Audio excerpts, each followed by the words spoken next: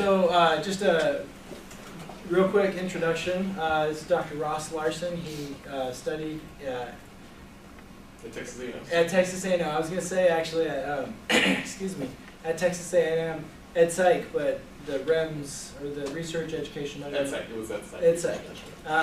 Yeah, at Texas A&M, and after that he went to UVA, and now, I was going to say about Tech, but that's not right. VCU. VCU, yeah, I get the Virginia things, all mixed up. And he's going to talk to us today about missing data techniques. I sent out a link earlier with his PowerPoint that he's got up here, which actually has some data embedded in it for us to be able to use if you'd like. Dave Rackham is going to, for all of those of us who may not have the software installed in our computer, show us at the beginning here how to get it installed. The link I sent out may not have gone out to everyone that's in this room, because I don't know if you're all on that list. So I'll get it. It's a Google Doc. I'll see if I can create a short URL for it and put it up here so that you can get it. It is a PowerPoint, and Mary McEwen, she saw it and she said, "I don't see the I don't see the data here. It's missing." So I thought it was kind of funny. So anyhow, so I'm gonna go ahead and see if I can create a tiny URL for that and put it up here while you're getting started. That way you guys can get at it. So, all right.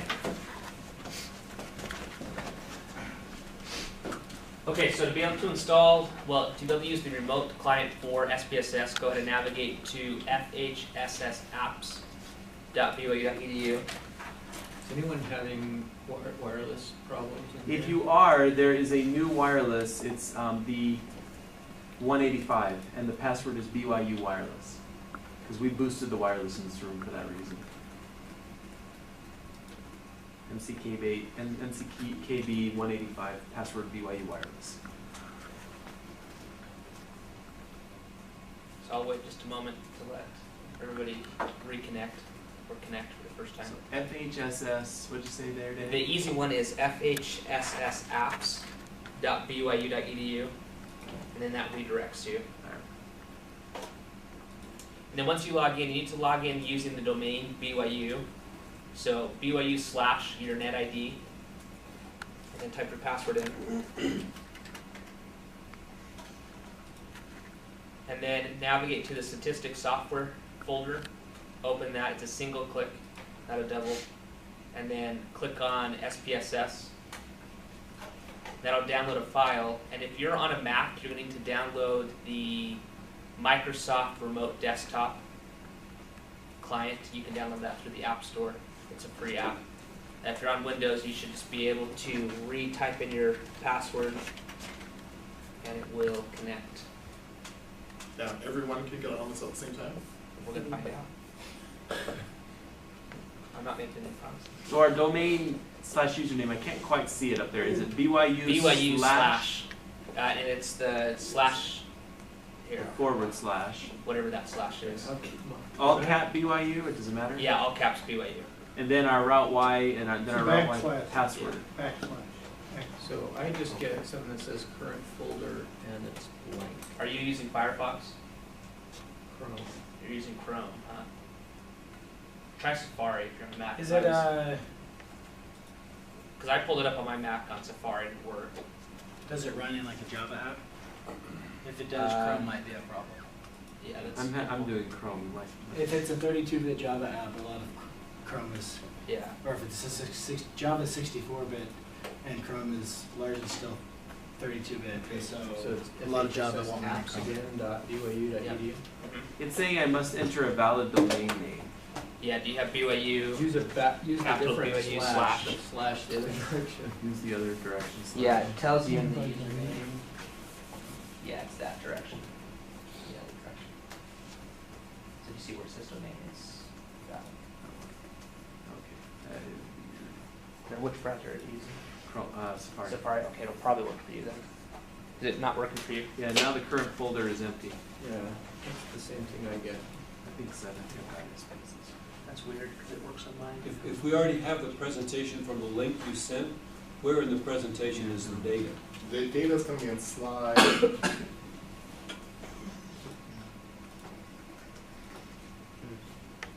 this for family home and social science faculty and students? I have access to it. Have you taken classes over there? I was Slide assigned it 68. for that, so maybe that's why. We'll have a Not very .save well put file for together. SPSS and the syntax for what I'll show you. Which slide? It's 68. 68. 68. Yeah, that might. Double click. And it should open it. Then I just get this dialog box, open or save. Next time I'll send the data.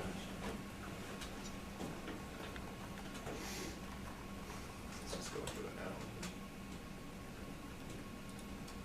How many of us are familiar with using SPSS? I've used it before, I'm not an expert user though. Okay. Did you guys upgraded to IBM to version 22 yet? Lake State. Yes. Very good. Right, does that work for you? Are you able to download open the data? I see two icons there.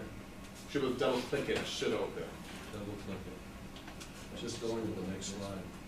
Oh, don't do the, you can't do it with the presentation mode. You have to do it in this mode. And then you can double click it. I don't know what colors, that one. Oh, this one. I've got SPSS on the computer, so it should be okay. Yeah, you should do double, okay. Yeah, it'll- So, so Dr. Rich told me before I begin the presentation to tell you all a little bit about me. So I get half a slide to tell you about my research. That's kind of exciting. I am a methodologist. I got my master's, yes. Don't you have to be a Mormon to work here? Yeah, yes, I have to be Mormon. I am a Mormon. Methodologist. A Mormon methodologist. Ah, I get it, I'm sorry. Ross, I should say Mormon methodologist. I got my master's degrees in statistics at BYU, and I got my PhD in educational psychology, research and measurement in Texas A&M. I worked at the University of Virginia for 2 years as a postdoc and 1 year as a research scientist. Unfortunately, one of the reasons I went into academia was I wanted to teach students and interact with them, and that was almost against my contract as a research scientist at UVA. So top tier research, no teaching whatsoever. So I switched my school and went to Virginia Commonwealth University, where I am now. Let's see, my research interests, I have a lot of research interests, I had to whittle them down to fit in half a slide.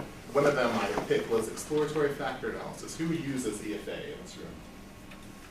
How do you decide how many factors you extract? I don't know. Say, maybe we should raise hands, I can't hear us, we can say, go on. Go ahead. Eigenvalue greater than 1. The Gottman rule, everybody knows the Gottman Yeah. rule. Is that the best way to do it? No. He says no. What, one of the simple things you can do to increase the validity of the Gottman rules to create confidence intervals around your eigenvalues. And then you would only extract those factors whose entire confidence interval does not overlap 1, instead of just using the eigenvalue of 1. And that, through simulation work, has been shown to perform better. But even that's inferior to some other methods as well, which I talked about in my research.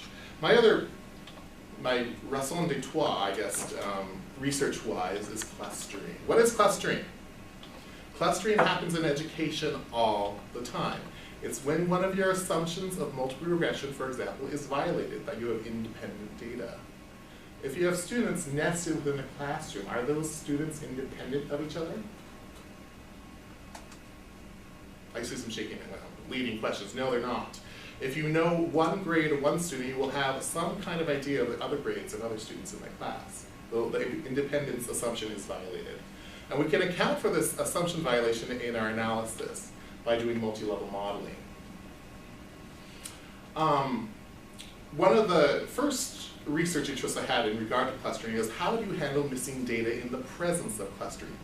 So missing data is when you have either kids attriting, they drop out of your studies, you have the pre-test but don't have the post-test, or you just have incomplete data for them, as they fill out half the survey and leave the other half blank. And I wanted to see what would happen if you did traditional multiple imputation techniques. If you don't know what that is, by the end of this lecture you will, when you ignore the clustering, which is the default for most computer programs. And guess what? Your standard errors suffer. Your standard errors will be biased towards 0. Your answers will be wrong.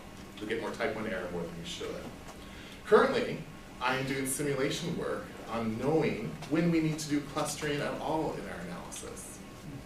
It would be ideal if we had some kind of cutoff using something called the interclass correlation or design effect, and say, my data does violate the independence assumption, but it doesn't violate it that much. And so I'm going to just ignore the fact that that assumption is violated and just run my analysis like normal, ignoring the cluster. You just do a multiple regression. Your analysis is much simpler, convergence is easier, you'll actually get answers. And so I wanted to simulate data and prove, one way or the other, that you can get away with assumption violation up to a certain point. And this is a very long and involved process, but the preliminary results show the exact opposite of my hope.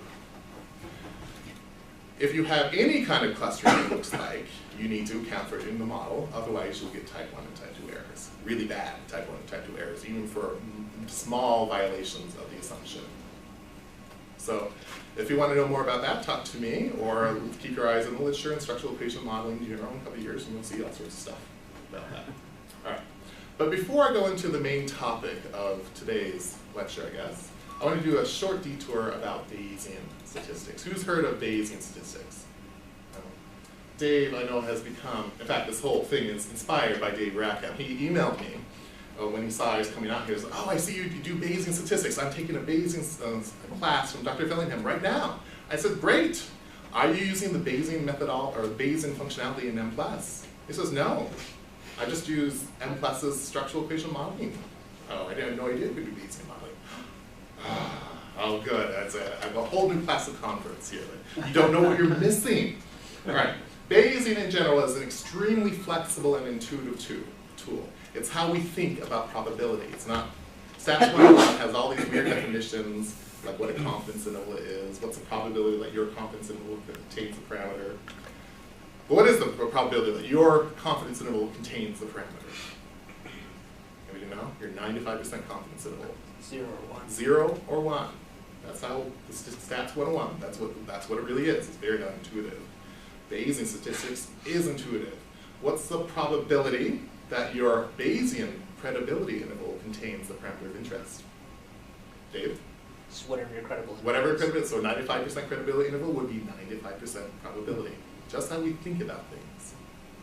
But it's actually, I consider it difficult to actually use for the average practitioner. You have to be a programmer as well as being a methodologist. You have to have both those tools before you have access to this incredible tool. And that used to be the way that things were, until now. M+ 7.11, the most recent version of M+, has a Bayesian estimator as an option. And it's very easy to use. This is going to change the world of statistics, I predict. To have Bayesian statistics accessible to anyone who wants to use it. For those of you familiar with Bayesian methodologies, you know you have to define your priors. Well, you don't in M+. It will assume that you have uninformed priors unless you tell it differently. So it'll do all the hard stuff for you. No distributional requirements to enter. It's easy to use. You use M+ with the Bayesian estimator just like you would use M+ in any other situation. Why would we care? Why would we want to do this? Because it's better with smaller sample sizes. How many of us deal with small sample sizes? Yeah, so all the time. Sometimes, and I've experienced this personally, in M+, you will get convergence using the Bayesian estimator, which you will not get when you use the traditional maximum likelihood estimator. That's huge. That is a big stumbling block for those of us who use M+ with small sample sizes, convergence, whether we actually get an answer or not. Also has the added advantage that it's very distributionally robust. Non-normally distributed data still will give you correct answers. You'll get asymmetrical credibility intervals, not the symmetrical confidence intervals we're used to. That assumes normality and all that stuff. But we'll get asymmetrical. Whatever the data is, it will model correctly. Even has a fit statistic in the form of a posterior predictive p-values. For those of you who are familiar with structural equation modeling work, though, you do lose a lot of the traditional fit statistics like RMSEA, TLI, C-phi, and SRMR. So, moral of the slide, the moral of the story is estimator equals Bayes in M+, not changeover. After that interchange I had with Dave Rackham, I strongly considered making this entire presentation about Bayesian statistics. I decided against it, though. A couple of reasons. One, it is very advanced methodologically. Another reason I decided against it is that those frequentist statistics, those statistics we learned about in Stats 101 will work just fine most of the time. And so it's not necessary to use Bayesian statistics. It's better, but it's not necessary. But you will get incorrect, so you'll get correct answers whether you use Bayesian statistics or not most of the time. But you will not get correct answers if you analyze your data and you improperly account for your missing data. I need some quotes here, dun dun dun. The terror of social science is missing data. So why do we care? What happens when we improperly use missing data, or improperly deal with missing data? I came up with this little scenario that is entirely plausible. So researcher X does a randomized controlled trial with a reading intervention. They gather data on 2,000 students. They gather pre-test, they gather post-test. They gather various demographics. They gather teacher reports. They give teacher surveys about each of the kids. They gather parent reports. But because of missing data, so where either the students have attrited or she has incomplete data, she just throws out those students that don't have complete data. They don't have all the demographics, the pre-test, the post-test, the teacher reports, and the parent reports. That leaves her 800 students from the original 2,000. What problems could arise from this? You just wasted 1,200 kids' time. That's one thing. You're just throwing away more than half your sample. So. Yeah, I mean, so it's a pain for you, but it's also kind of disrespectful to your participants. They bothered to do your study, but then didn't get to count. So these students don't count. Yes? From a researcher's perspective, the 800 you have left may not be representative. Oh no, maybe there's a reason. The kids didn't fill out the survey, or they're missing the pre-test and post-test that we need to account for. Injected bias into the sample. Yes. Are those 800 kids going to be the exact same characteristics as the whole sample? Maybe, maybe not. She goes ahead and does it anyways. Because she throws out half her sample, her power is curtailed. And they find no statistically significant result. So I guess all of it is down the drain. Wasted those students' time, the reading intervention doesn't work, the entire study's going to waste. How should they have handled the missing data? A methodologist points out that if they had had a statistically significant effect, if they had handled their missing data with modern techniques, if they had handled it a different way, they would have had an effect. So don't let this happen to you. Don't blindly go analyze your data and don't know how to deal with your missing data appropriately. All right. So the purpose of this workshop is to, for those of you who have a computer and SPSS and my data, to be able to sit down and actually have an experience with missing data and have it be a positive one. For those of you who, for whatever reason, can't have access to this, maybe you can leave it in your own time. I'll let you, Mike. Or you can share. And have a basic understanding of modern missing data techniques, and then have an example of results written up. Okay, I have now hired you all. You are now all my methodologists. And I, the boss, have an hypothesis about student achievement on math tests, and the number of absences the student has. Methodologists, I'm hiring you all to estimate the mean number of absences, and I'll go over this again in a minute on a different slide, the mean achievement, the standard deviation of those two variables, and the correlation between the two. And I have a reward. Because I have the complete data. But what you'll get will have missing values. For those individuals, parentheses, who gets closest to the complete data set estimates will get the candy. So you have real reasons to strive at this moment. Oh, I also forgot to mention, we're very poor on my research project, and so the only tool you'll have access to is Excel. Excel is all you can use for this. So, for those of you who have the data set, you can just double click on this, well, first of all, minimize it from the presentation mode, so it looks in the outline mode. Double click an absences and achievement data set, and you'll get the data set that you can now calculate those things. Here, I'll show you on the next slide. Here's your data. I want the X bar of achievement, the X bar of absences, the S, the standard deviation of achievement, the S of absences, and the correlation between the two. Methodologists, go. I'll just give you about 10 minutes. And if you can't get the data for whatever, you can always just copy down. It's only about 10 rows. instead of having missing there, you'd have 9.22. 9.22, And yeah. instead of these missings, you would have, 52.71. okay, what did you do over here? Same? What did you, Dave? Well, I was working on trying to make a draw from a random normal distribution, but Excel's not cooperating, so. Oh.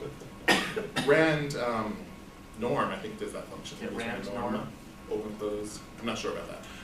But I think so. Anyways, what do we do over here? We came up with the same, it sounds like. It's the mean imputation. Over here, anything different? And we were getting the data the whole time. You're We All right. just got it. So these are, what's going to follow in the next slides are what is most commonly done by students when they're confronted with this problem. First is what is called listwise deletion, where you simply delete any of the rows where you have missing data, either the absences or of the achievement. And here are all the statistics in that case. Big problem right away, you only have 6 rows now instead of 10 like you had before, if you were 4 students are dropped. Other one is mean substitution, which sounds like was the thing of choice here, where you plug in the mean whenever time there's a missing value, and those are the numbers here. There's also regression imputation. What is regression imputation? Anybody know? So when you do 2 regressions on the listwise data, regress absences and achievement, or excuse me, other way around, and you have achievement is equal to the intercept minus kind of slope times the order of absences. So for every single time you have data for absences but don't for achievement, you simply plug in the information you do have on that student and you'll get a predicted value. And vice versa for achievement and absences. Using these equations, you predict the missing values. And then you get these things here. Anything you can see about this one? The numbers aren't going to be all the same like they were with the mean substitution. They can be also different. Here's the real data. Complete data. And let's compare the methods. You have complete data. In this column, regression imputation, listwise deletion, and mean imputation. Which technique worked best and why?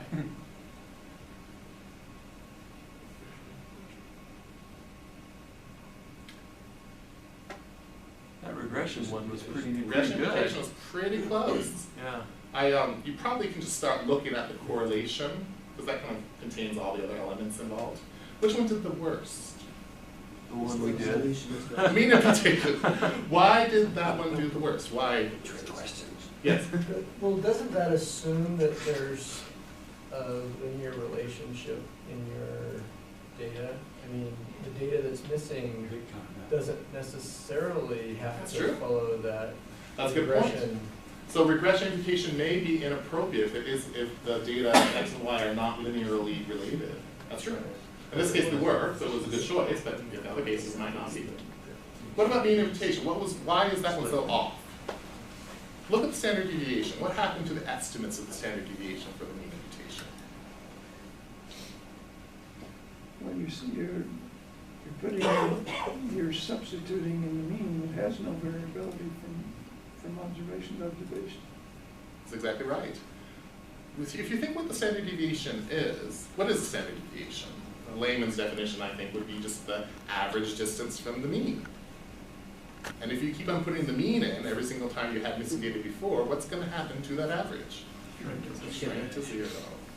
And in this place, inappropriately. So the best technique to use in Excel is regression imputation. And mean imputation looks like none of us got it, so I guess we all want to share the candy. Pass it around. Lose. Take them.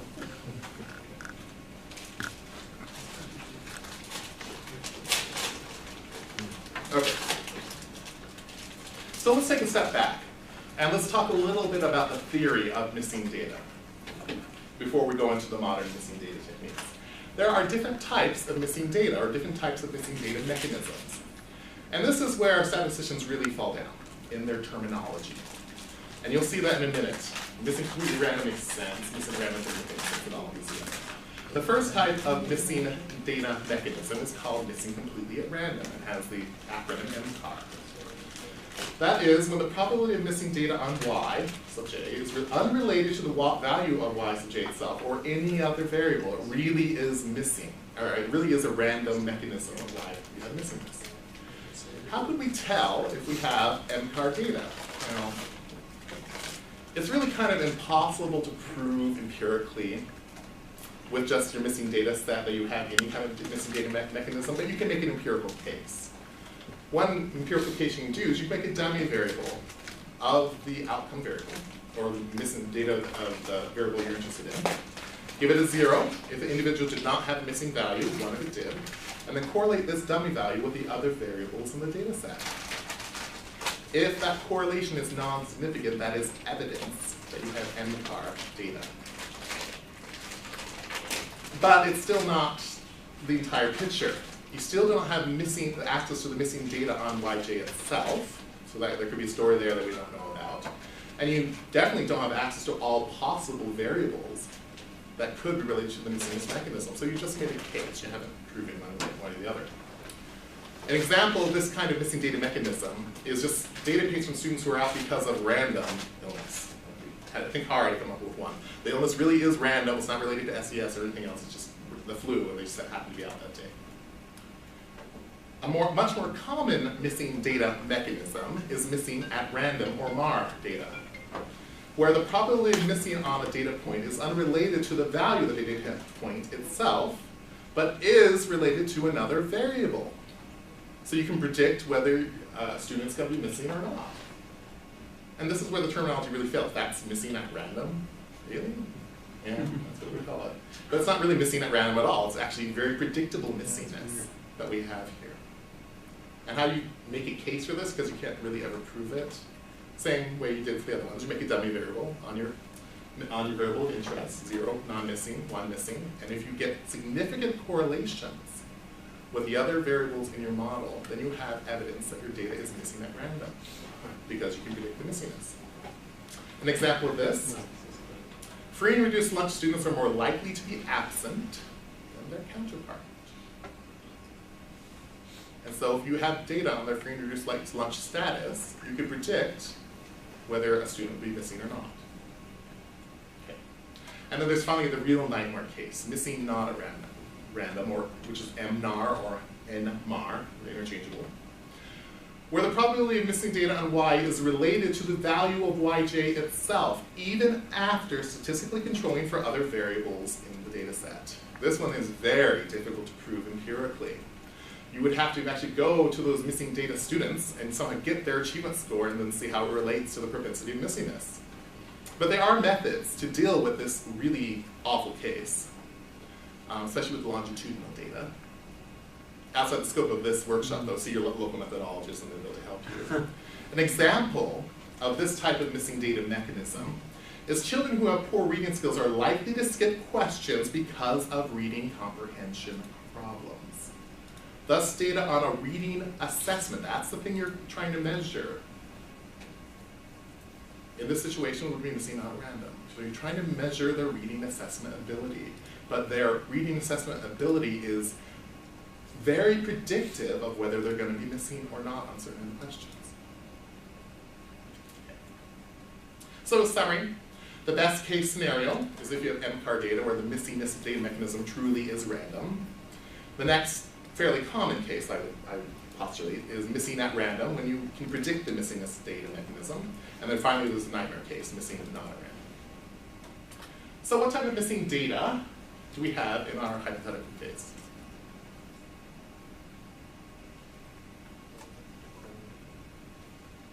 Missing at random. Why do you say that? I'm guessing. Well, it's missing at random because Because you can predict. we don't have any other variables in this case to be able to impute, to be able to correlate with the achievement score and absences. But it's probably not too far-fetched to think that people who have 18 absences probably have a reduced level of achievement. So I would say missing at random, if not missing. Not at random. Any other thoughts? Yeah, so there does seem to be some kind of correlation with the magnitude of the absences and the propensity of missingness. You just see that with an eyeball. Negative correlation. Negative correlation. Yes, the more absences you have, the more likely you are to be missing. What about in this case, when we have extra data? The free lunch status. Now what type of data do we have? What kind of missing data do we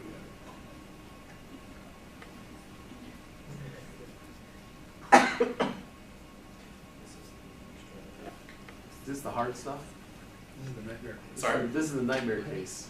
Why'd you say that?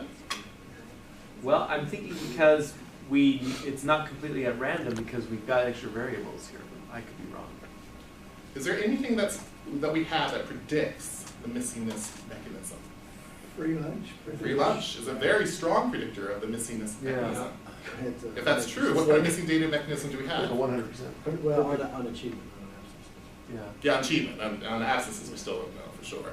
But this is evidence that the data is missing at random, because we can predict the missingness mechanism. We can actually in this case as well.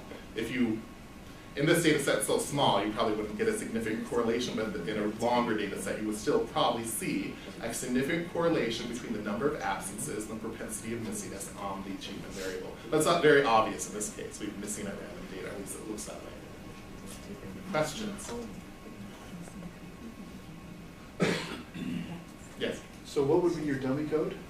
So your dummy code would be 0, 0, 0, 0, 0, 0, 0, 1, 1, 1. For achievement. For achievement, yes, for absences, it would be 0, 0, 0, 1. Okay. Does that make sense? Yeah. All right, so let's talk about popular missing data techniques. There's listwise deletion, which is a popular choice with our hypothetical case. You just throw out the kid. If you're missing on the outcome or any of the covariance, just throw them out. What happens in the different different types of missing data? What happens when we do this? Well, if we have M-car data missing completely at random, you will get unbiased estimates. Your estimates will be correct, but you will have a reduction in power, which is a Which bad will thing. also potentially increase your variance. Which will increase your standard errors. That's correct. If you have missing at random or missing not at random data, your estimates will be wrong. They will be biased. Pairwise deletion. Is anybody familiar with this popular missing data technique? This is an option, yes, some of us are. This is an option that is all over the place in SPSS, for example. Like when you do the correlation table, you can have pairwise deletion. So many analyses can be based on the correlation matrix. Pairwise deletion discards cases on a variable by variable basis, therefore using all possible data that you have. So any of you who's created a correlation table in SPSS where you allow pairwise deletion, you'll get your correlation matrix and a different sample size for each one of those cells, depending on your missing data. So this leads to a result where the n varies. What's the true sample size? It's a little harder to pin down. It can also have other problems. It can lead to a correlation matrix that is not positive definite, which doesn't really exist in our universe, making convergence difficult in some cases. If you have M-car data, you will get unbiased estimates still, but it is confusing which n to use. But if you have MAR or MNAR data, you will get biased estimates. Your answers will be wrong. Mean imputation, our choice today. Never use this technique. It doesn't matter if you have MCAR or MAR or MNAR data, your answers will be wrong. They will be biased. This is not a good technique to deal with missing data. And it is an option in SPSS in some cases, so be careful. Even though it's a terrible way to deal with missing data. All right, regression imputation, what's that again? That's when we use the existing data we have, the information we have on the subjects, to predict what those missing values would be. Just, when you run that regression there, so you've done a deletion in order to do those calculations. That is correct. So you have to do the regression on the list-wise data. Yeah. And so those estimates still might be biased. And so there's levels of complexity here. And also you're making all sorts of assumptions about the data structure, like linearity and amount, and those things. Assuming those are met, you will have unbiased parameter estimates, but biased standard errors towards zero. Why would that be? Say it louder, please. Well, you're minimizing your residuals, so. Well, you're making the residual zero. Yeah, that Your minimizes them. data points are exactly on that regression line, which doesn't mimic the error structure of all the other data. Yeah. Very few points are exactly on the regression line. So it kind of makes sense if you're going to deal with your error structure that way, that you're going to get incorrect answers. Of course, MNAR, you have bias estimates. Now let's talk about the modern techniques, maximum likelihood techniques. Anybody use this, the full information maximum likelihood technique to deal with missing data? All right. Maximum likelihood in a nutshell iteratively searches for parameters that would have produced this particular sample, and it uses every bit of data. And we'll go through an exercise later to show it's not making up data, it's beautiful. If you have MCAR data, you have unbiased estimates and unbiased standard errors, and true with MAR data as well. In the MNAR case, you still have the NIMAR case. This will not help you. This is also true with multiple imputations. Multiple imputation is a technique that imputes data similar to regression imputation, but adds a random element to each of your predictions. Thus, no two imputations will be exactly the same. If done correctly, you will have unbiased estimates and unbiased standard errors for MCAR and MAR data. And MAR data still. All right, yeah. Never mind, go ahead. So multiple imputations, why can't we just do this once and call it good? You know, there's a possibility you can get an outlier imputation and never know it if you do it that way. So the solution to avoid that potentiality is to take many imputations and more or less average the results. We'll talk a little bit more about that later. How many imputations should we use? Well, traditional wisdom says 10 imputations is plenty. Bodner in 2008 has shown through simulation work that is not true. In certain cases, you will need much more imputations. Today, in today's modern computing world, the time it takes to create additional multiple imputations is trivial in most cases. So, as a rule, I normally impute 100 imputations instead of 10. In most cases, you look at Bodner's work, then your results will be fine. All right. Okay, which technique should we use? So, of all the techniques we've gone over, maximum likelihood of multiple imputations seem the superior ones. They're asymptotically equivalent. What does that mean? Say it louder, please. You get closer and closer as you get more and more of them. As n goes to infinity, the results will be the same. They won't be the same as n's are smaller. Multiple imputation does have a kind of advantage. It has a natural style to incorporate what are called auxiliary variables. Auxiliary variables are variables that are related to the missingness mechanism, but not to the variables of interest. And so you use those variables, missingness, yes. Is that whose dictionary is that word from? That's a statistician's dictionary. Yeah, like a word all the time. Missingness? Not a word. Yes, it is. I love it. Yeah. Wait till you add planned missingness. Oh, planned missingness. That's fun stuff. In fact, this workshop I'm showing you now is part of a larger workshop that takes about 5 days, and we go over planned missingness the last day. So you can always hire me back if you don't hire me. So today is unplanned missingness. Yeah, this is unplanned missingness. So auxiliary variables, and we'll just mention this. It's related to the missingness, but not related to the variables of interest. But it's also possible to incorporate auxiliary variables in maximum likelihood designs. It's just not as natural. Maximum likelihood, on the other hand, is easier to implement. It takes no extra steps than the steps you normally do. So generally should be used first. And then, so that's my rule anyways. So you'll give the same answer asymptotically. Whether you use multiplication, maximum likelihood, let's choose the easier one, and if that doesn't work for whatever reason, we can always fall back on multiple imputation and see if that works instead. And when I say that doesn't work, it's generally when we have convergence problems. So the program just doesn't give you answers. All right, common objection. I bet you've seen this before if you've ever tried to do these modern missing data techniques. You're making up data, you can't do that. Actually, no, I disagree with that. If used correctly, these techniques only use all available data, which I'll illustrate in a moment. And on the other hand, what's your alternative? List wise deletion? But then you're only using a subset of your data that probably isn't like the complete data set. It's probably different in some characteristics. All right. So let's do a little flashback to Stats 101, back to chi-squared tables. I'm sure this is why you came to the workshop today to go through chi-squared tables again. So maximum likelihood illustration. All right, formulas. These are maximum likelihood formulas. And they're brutal. Fortunately, we have computers that will do all the hard work for us behind the scenes. Know that there is genuine theory behind this that has been put a lot of effort to make these maximum likelihood techniques work. But let's, like I said, let's computers do this right now. Let's come up with an example where I can show you how maximum likelihood works conceptually. So we asked 200 people 2 questions. We asked them their gender and whether they like tomatoes or not. Okay, so it's a weird survey. I come up with this, I try to find the most inoffensive thing I could possibly have, and no one would complain about. No one's going to complain about gender and tomatoes. All right. Out of the 150 people who gave us answers to both questions, 50 people thought it was too sensitive of a question. They did not answer whether they liked tomatoes or not. Of the 150 who answered both, of the 86 women, 52 said they liked tomatoes. Of the 64 men, 21 said they liked tomatoes. Of the 50 who didn't answer tomatoes, we don't know what the preference is, but we do know their gender because they approached the table. We can see which they were. There were 19 women and 31 men. So, again, flashback to Stats 101. What's the first thing you do, first step when you're trying to analyze this type of data? Make a table. Remember these things? It's good times, good times. All right, everybody do this problem. According to your data, what is the probability that the next person you ask will be a woman who likes tomatoes? Everybody do it.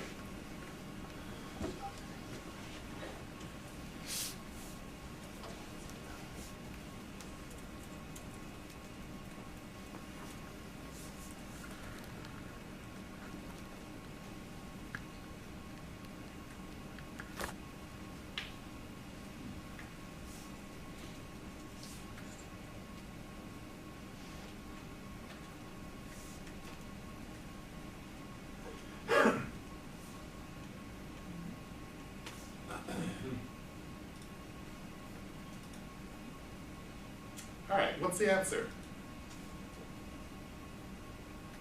I guess we're still French.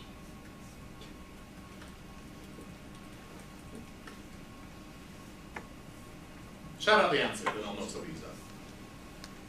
20. 0.34. All right. So how did you get that answer? You simply take the cell total and divide it by the table total. 52 divided by 150 is about 3.34. All right, different question. According to your data, what is the probability that the next woman you ask will like tomatoes?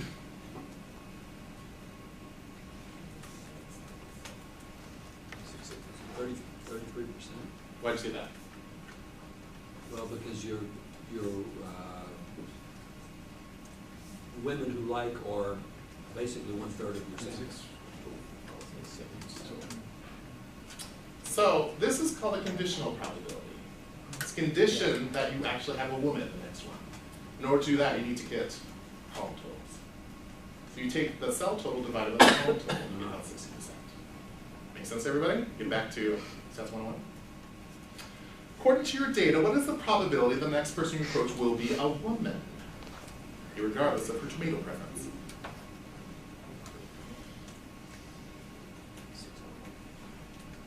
So I hear 86 over 150 being thrown out. That makes sense, right? Okay, so that's about 58%. So in my universe, there's more women than men, sure. But we have more information about gender other than provided in this table. Of the 200 people questioned, 86 women answered the question about tomatoes, but 19 did not. Try to answer the question again.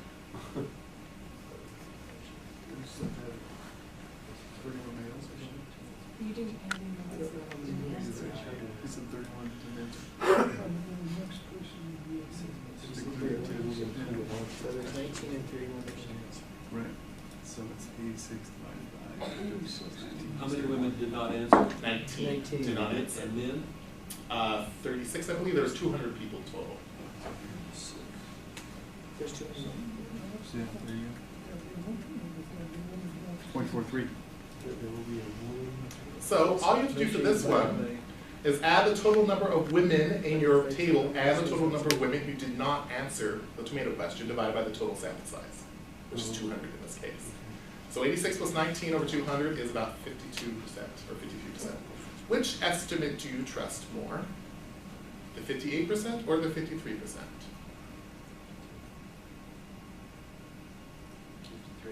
53%. Why? It's closer to. Well, in my universe, forget about what you think about gender reach. In my universe, it is what it is. But you're using more information. You're using all the information you have, which the table does not. All right. Now, maximum likelihood. When you have complete data, you have this general function. On the left-hand side, you have a number, what is called the likelihood. On the right-hand side, you have a bunch of functions that you multiply together.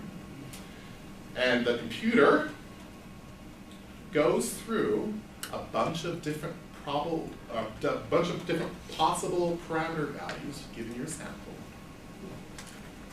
multiplies them all together and gives them a likelihood. The one who has the highest likelihood is the most, well, likely. Maximum likelihood, you've heard that before? Maximum likelihood. So given this sample, the maximum likelihood technique will tell you which parameters are most likely to produce that sample. Let's break down our question into unknown parameters. So here we have these numbers, but in unknown parameter terms, we have unknown parameter proportion 1, 1, proportion 1, 2, proportion 2, 1, proportion 2, 2, where Pij is the probability of the next person appearing in the appropriate cell.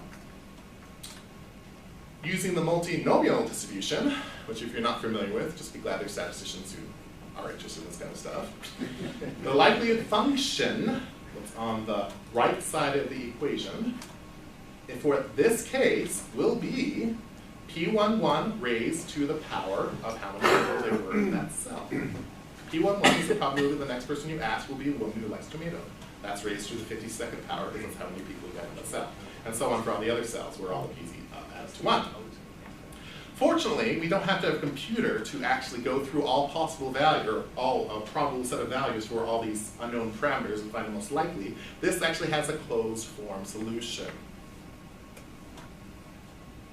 This way, just exactly what we did a moment ago. You just take the cell total over the table total, and that will give you your maximum likelihood estimate for each one of your unknown P's. But remember, this is only for the complete data. We also have a subgroup of the people who did not answer, 50 of them to be precise, who did not answer the tomato question, but who we do know their gender. This thing is the marginal distribution because we do know their gender. Now the likelihood turns into this. So for each one of these cells, we have raised to the appropriate power, and then we add these two new terms. P11 plus P21 raised to the 19th power. This is the woman column. We're saying there's 19 women that we're not sure if they're in this cell or this cell. And there's 31 men that we're not sure if they're in this cell or this cell. The function doesn't make any guesses about whether they like tomatoes or not, but does incorporate the information that they're a male and female. Now using this likelihood function, your closed form solution for the answers for the maximum likelihood for each one of these P's transforms into this lovely thing. Where Nij is the number that you saw in each cell, and this is the column total. And then you have N dot J, and NMJ is the number of people in the column, male or female, over the total sample size. Let's plug it in. So 52 over 86, 52 over the column total, 86 plus 19, 86 women, plus 19 women, though we have unknown whether they like tomatoes or not, divided by the total sample size, and then we get about 32%. Compared to our list-wise deletion estimate of 35%. This is the likelihood that the next person we ask will be a female. That's exactly right, a female that likes tomatoes. Of those two estimates, the 35% and the 32%, which one do you trust more? Well, we hate list-wise, so. Yes, from the logic of this presentation, I would trust this one because it incorporates all the information we have on our subjects. It doesn't ignore those subjects that we don't have complete information on. Are we making up data when we do this? No. Not by any stretch of the imagination are we making up data. We're just using all possible data. And so in multiple imputation, when you really do make up data, but nevertheless, asymptotically, you will get the exact same answer as if you use the maximum likelihood techniques. That's my answer to that objection. No, we're not making up data. We're just using all information we have on our data set. Any questions? Would this change if you had missing data on the gender? If I had missing data on the gender as well, that the likelihood function would change a little. Or just missing data on the gender and not on the mutants? Then it would look very similar to this, what we have here, just the numbers would be a little different. I'm saying that because wouldn't it, preference is something that can vary randomly, but gender does not? Well, in my made-up example, your gender can So you're vary assuming that randomly. gender can be random? Oh man, so my example's not good for this case either. I'm gonna have to come up with something, tomatoes and something that can very randomly just satisfy everything. Assuming that the gender specifics aren't fixed to about 50%, both of them, this technique would work either way. I'm assuming it could really be random. All right, multi-mutation illustration. So this, what I'm going to what multiple mutation does, it uses Bayesian techniques to fill in plausible values in missing data, which involves higher math. I don't want to go into that now. What follows is a conceptual illustration of what multiple mutation is doing. Do not do this at home. Okay, step 1, using the existing data to get predicted values for missing data, like regression imputation. Step 2, introduce uncertainty into the estimate.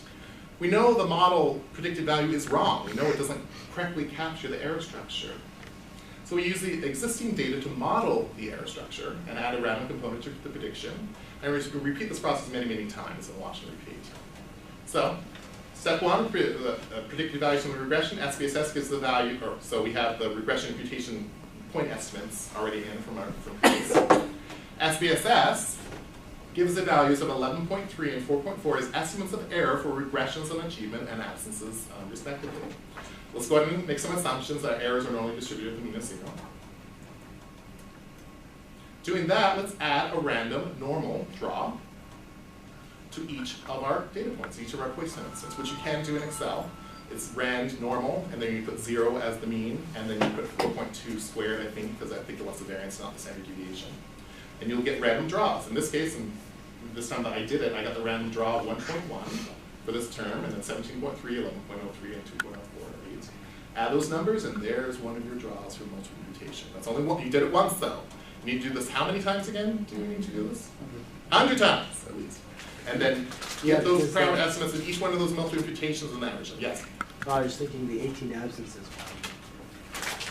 The 18 absences? There's 8. 8 absences. Oh, I was thinking 18. Are you looking at this row? Yeah. I'm looking at 43 and 8 on that. Yeah. Oh, did I do the math wrong or something? No, that's fine. Okay, yeah. All right, so in this case, this is not, don't do this at home either. I did these modern missing data techniques on this little 10-row data set, which is not a good idea. You need large sample sizes, or at least moderately large sample sizes for this to work. I did it anyways. So I did maximum likelihood and multiple mutation, and which technique works best in line in this case? Still regression imputation outperforms my better, quote, better. Why? I thought I just went through how regression imputation is inferior.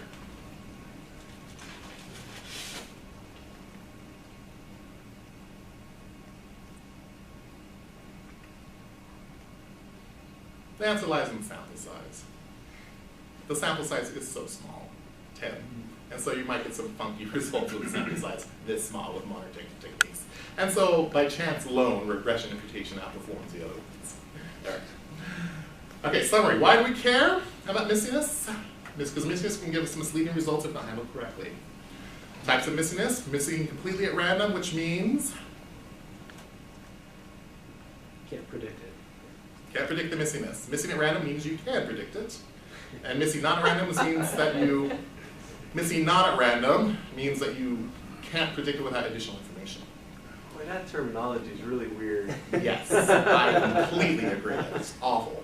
All right. So the techniques for missing data, list-wise, that's okay if you have MCAR data, even though you have lower power. Pairwise, okay if you have MCAR, but you're confusing N. Mean imputation, don't. Regression imputation, unbiased if MCAR or MAR, but your standard errors will be biased to 0, so don't do that one. The only ones that are viable are multiple imputation and maximum likelihood. Any questions? All right, let's see what time we have left. 20 minutes to go through about 60 slides. Well, we might make this quick, which might be okay anyways, because half of us don't have access to SPSS or the data or both, so you might just have to get the So this MCAR, MNAR, MAR are missing this right now. What kind of missingness is it? I'll leave that to as exercise for the reader. All right, multiple imputation, SPSS. So I wanted you to be able to sit down with SPSS, with the data set I provided, and actually do this process. SPSS does not do does not do the maximum likely techniques to my satisfaction. M+, and I'm plugging that again, does. That's outside the scope of this 90-minute presentation, unfortunately. If you had the 5 lecture, I would teach you how to use them plus how to do it as well. All right. Okay, assumptions. So we kind of breezed over this before, as you rightly pointed out, that we assumed all sorts of things when we did regression imputation. Assumptions for multiple imputation, which SPSS can do, is to function appropriately, is the data is multivariate normal. How do we test this? Univariate graphs. Very good. I wish I had said that myself. There are statistical tests out there that will give you a p-value, whether you're multivariate normal or not, but it's very sensitive to sample size, so I consider them fairly useless. If you have a large sample size, even slight deviations from multivariate normality will give you a very low p-value, which isn't useful. So generally, I just look at univariate graphs, and they look normal. That's probably a good indication that you're a multivariate normality as well. Another thing you can try is to look at to run a regression on your listwise data and look at the histogram or the residuals. And that'll give you more information about the multivariate normality of it. If you don't have normality, you might have to do transformations. Has anybody actually ever tried this? Taking the log of your data, so much fun, especially in trying to interpret what's going on afterwards. Afterwards, after you do the transformations, you might want to reverse the transformations after you do the imputations to get variables back into the original metric. Well, normality is kind of big with linear regression, so it might not be the best idea. Also, another big assumption is data is linear functions of each other. Multiple imputation in SPSS will not work if you have curvilinear relationships and properly modeled. How do you test this one? Look at the scatter plots. If they look linear, they probably are. It's only strong deviations from linearity that you'd have to worry about. If not, you will have to transform them, and you will have to keep them transformed for any kind of regression technique to work at all. No correlations near 1 or -1 in your data set. No influential outliers. What's an influential outlier again?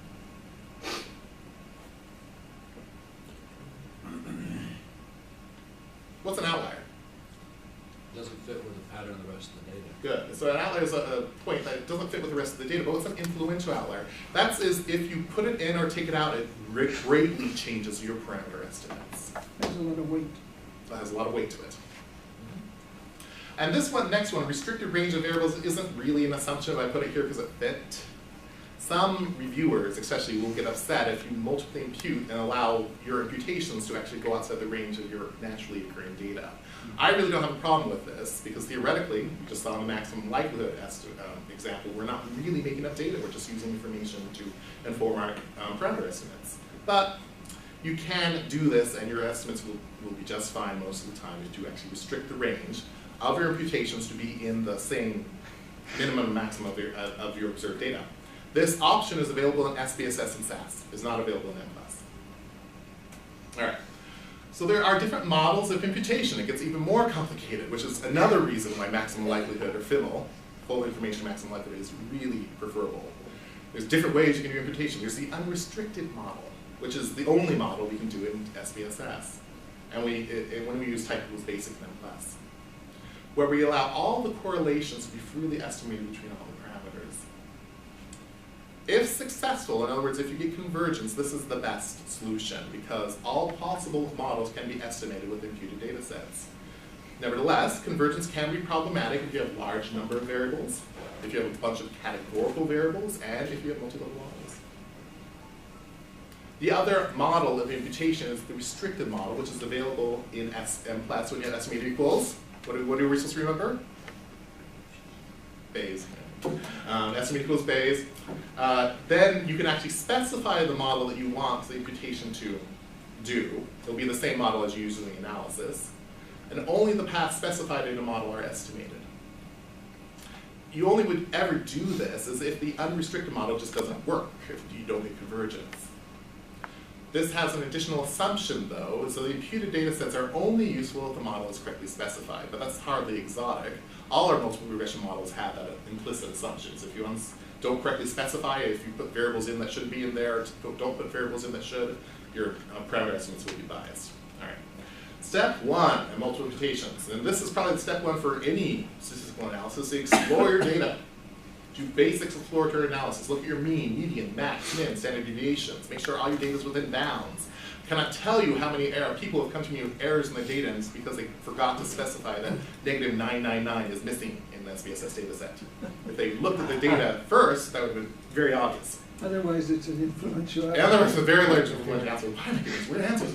All right, the means and standard deviations are reasonable. Look for large departures from normality. Make a bivariate correlations, because you got to make sure that your correlations in your variables that you want to impute are nowhere near 1 or -1. Make a bunch of scatter plots, check for linearity. Residual plots and residual histograms will give you additional information of the structure of the data.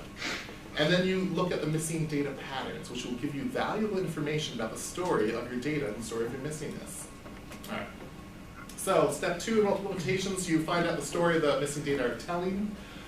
Basically, you try to classify your data to be MCAR, MAR, or in a long shot, MNAR. To find out you do this, you create that dummy variable.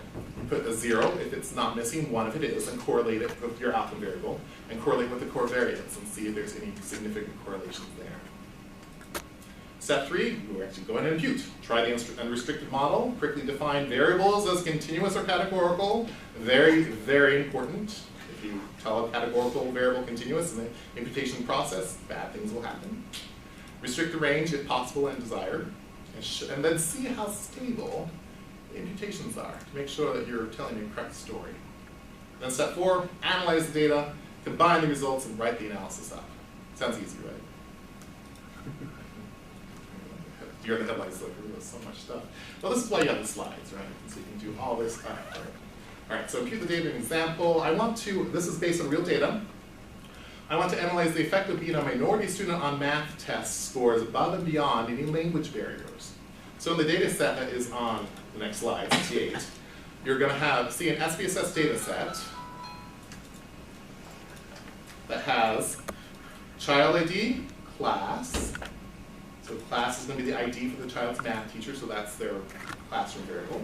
A pretest, this is Stanford 10 math score, so that is a norm reference test. The post-test is Virginia's SOL scores administered by the follow-up year.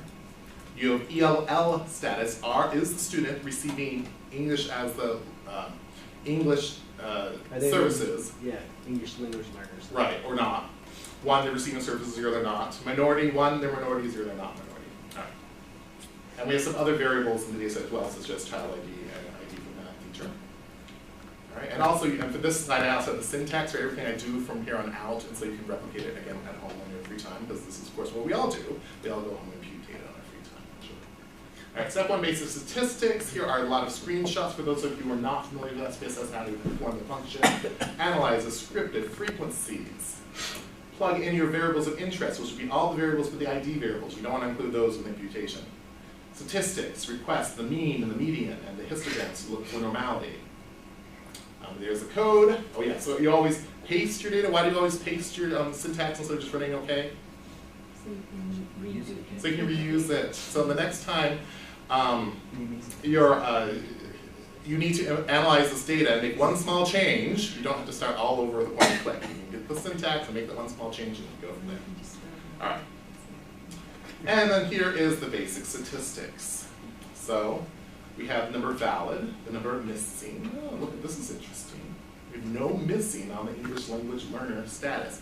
What is going on behind the scenes here is that when we receive the data, this is at UVA, my time at UVA, they just gave us a vector that had missing value or a 1. 1 receiving surface or just nothing. So we have no idea. So we had to make some kind of assumption in order to use this data set at all. So we assumed if it was missing, that was because they weren't receiving services. So the data is getting cloudy already. There's going to be missingness in here that we haven't accounted for properly. All right. Oh, also here you see the 600 for the Virginia SOL score. That's a little troubling. Why? What? No. What this is showing you, this is a criterion reference test, and so we might have some negatively skewed data, or we might have a sensory issue. And then 0, 1, 0, 1. All right. Here's the histograms. Here's the norm reference test. This is the researcher's favorite because it has such nice properties. Beautiful normal distribution. And here's that SOL thing. Well, SOLs are the state's standardized test. I don't even know the acronym SOL. You know. And you notice that this pile of 600 are these people who got the maximum on the test, 600. That could be problematic. We might have to actually call this variable censored. Another workshop. For those of you interested, I'm sure you all are, I actually did run this analysis, censored versus non-censored. The results are the same, so let's just move forward. All right, English language learner, not really, normality is not really a problem with categorical data. Okay, step 1, bivariate correlations. Go to correlate, bivariate, put in your 4 variables. Exclude cases listwise in the options. We do this so we can get an idea of how much data we would lose if we did listwise procedures. Click paste, run it, and we see all the stuff. I don't see anything near 1 or -1, so that assumption's okay. But I do have this listwise number, n equals 13,760. My complete data set, I can look by seeing how many rows I have in my data set, is 1,519. So if I use listwise procedures, I would throw away about 9% of my data. Yes? Is there kind of a rule of thumb for when your missing data is problematic? Yes, and they're all awful. I'm not a big fan of rules of thumb because they're so dependent on the situation you're in. Generally, the rules of thumb are about 5%. If you're less than 5% listwise, it's probably okay to just do listwise procedures, and most of the time it is. But I have problems with that because if you have a strong missing at random pattern to the data, even a 5% could be very important. So, conditionally 5%. All right, scatter plots. Let's check for linearity. So we go to legacy graphs, legacy dialog, scatter dot, matrix scatter define, plug in our 4 variables, exclude cases variable and variable, doesn't really matter much in this case, continue, paste, run, and for the continuous stuff, the pretest and the posttest, it looks, I don't see any nonlinear relations in there. For the categorical data, that's a little less informative for scatter plots. That's to be expected. So I want to see regression plots instead. What are the 2 regression diagnostic tools we have for regression? The histogram of the residuals and the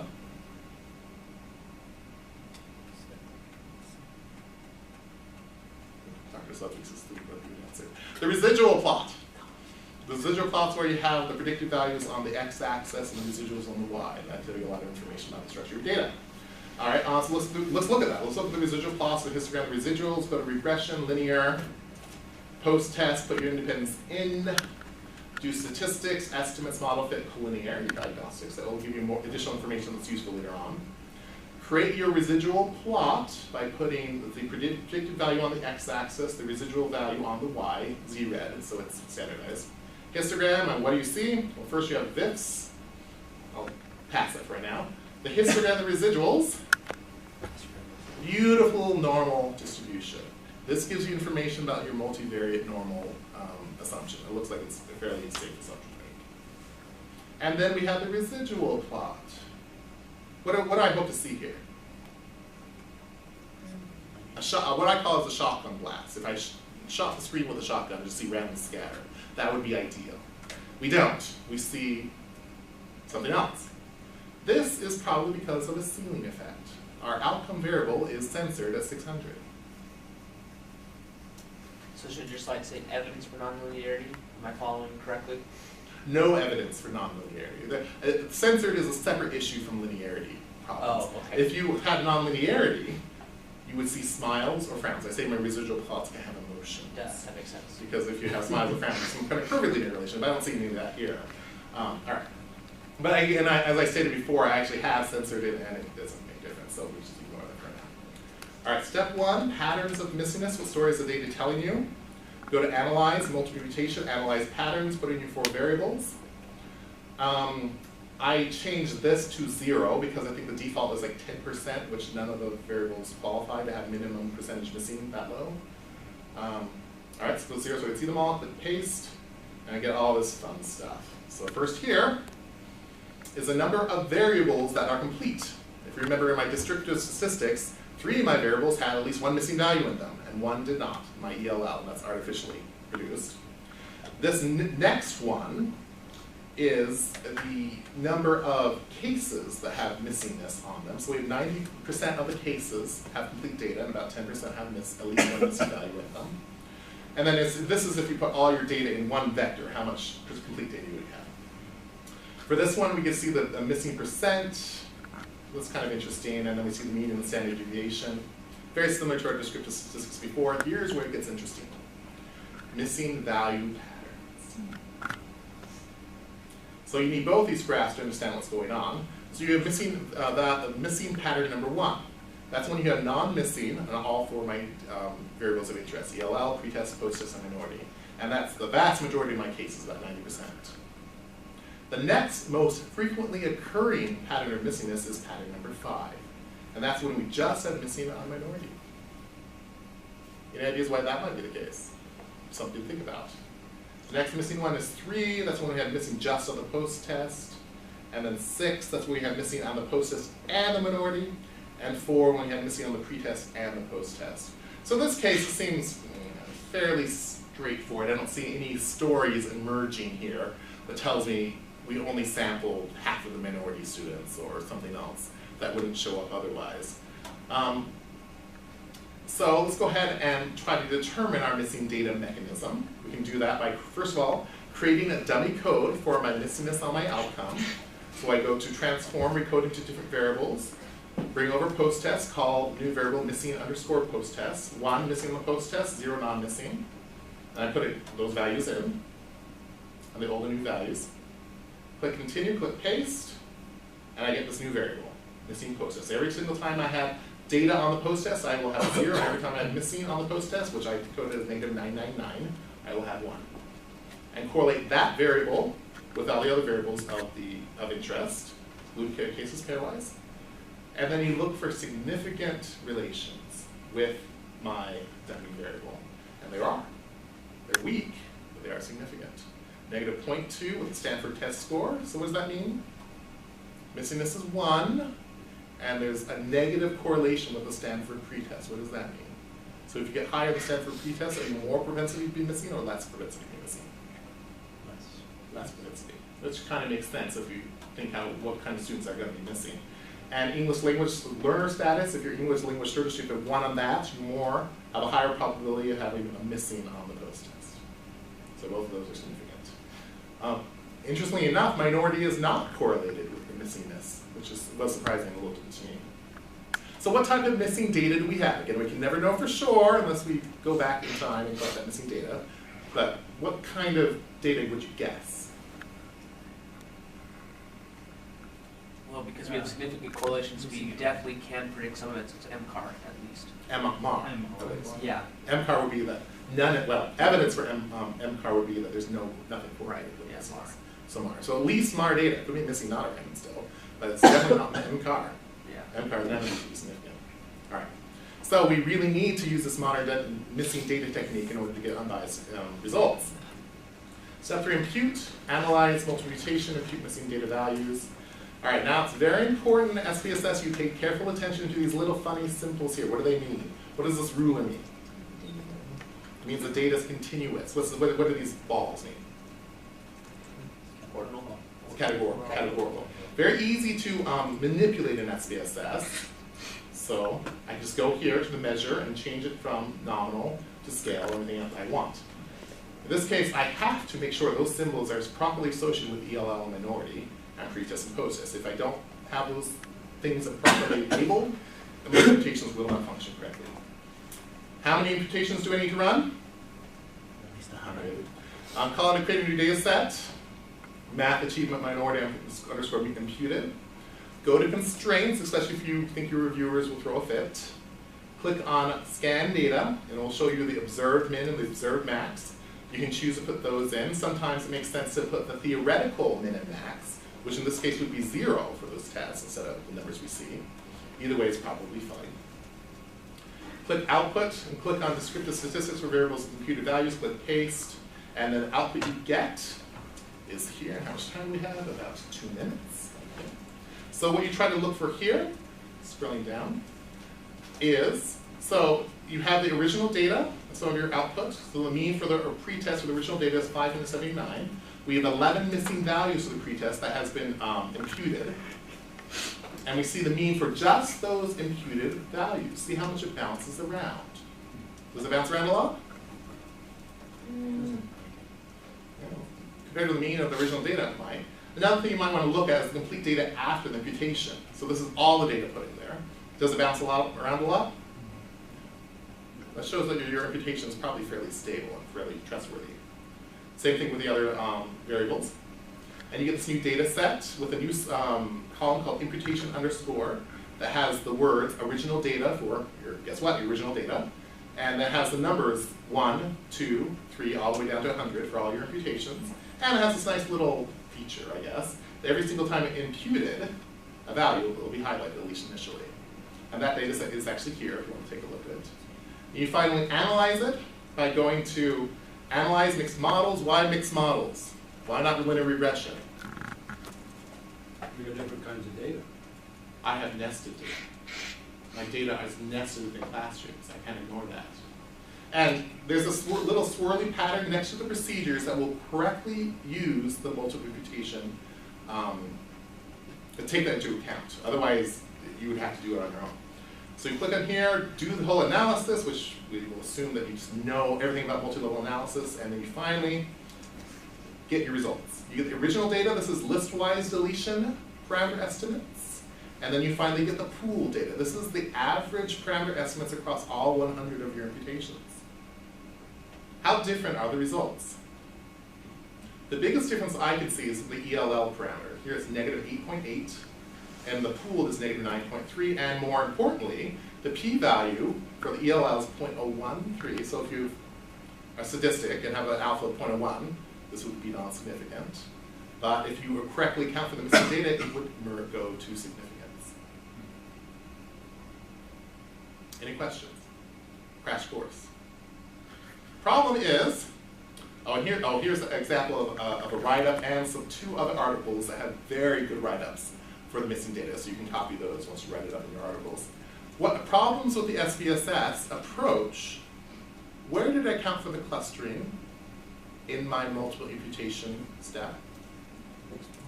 I didn't. In fact, SPSS doesn't have the capacity. Is that a problem? Yes. Apparently. Your standard errors will be too low. If you impute your data, then if there's clustering in, you ignore it. And that's from Larsen R 2011. So what's the answer? We need to have a process that will allow multiple mutation that allows nesting. M+ does this. And if you want to see how to do that, you have to talk to me. All right, and there are the references. Any questions? You got stock in the company, right? Yeah, exactly. I am a walking advertisement. So, thank you very much. Any questions about anything? Are there any times when you suggest not imputing missing values? And do list-wise instead? Not do it at all? Or well, list-wise would be. You would have to. You have to do something.